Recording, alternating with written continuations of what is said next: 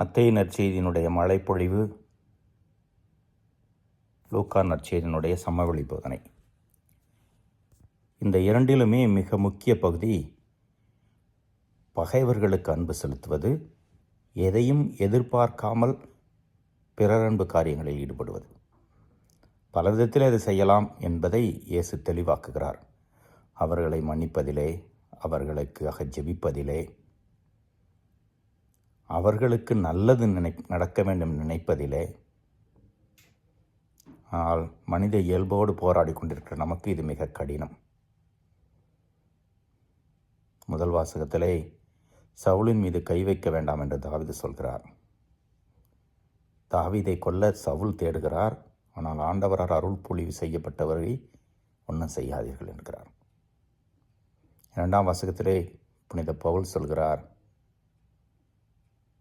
நாம் இயேசுவின் பிள்ளைகள், மனிதராக பிறந்ததனால் மண்ணை சார்ந்த இயல்பும், கடவுளால் பிறப்பிக்கப்பட்டதனால் விண்ணை சார்ந்த இயல்பும் கொண்டிருக்கிறோம். விண்ணகத்தை பற்றி கொள்வதற்கு இந்த ஒரு உண்மை நம் உள்ளத்திலே ஆழமாக உறுதிப்படுத்தப்பட வேண்டும்.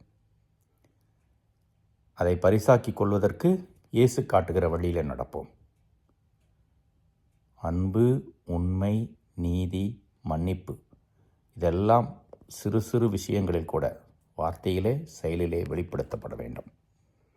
மீண்டும் ஒரு முறை இன்றைய நற்செய்தி வாசகத்தை வாசித்து படித்து பார்த்து தியானிப்போம். இறைவன் என்று வாழ்த்து பெறுவாராக.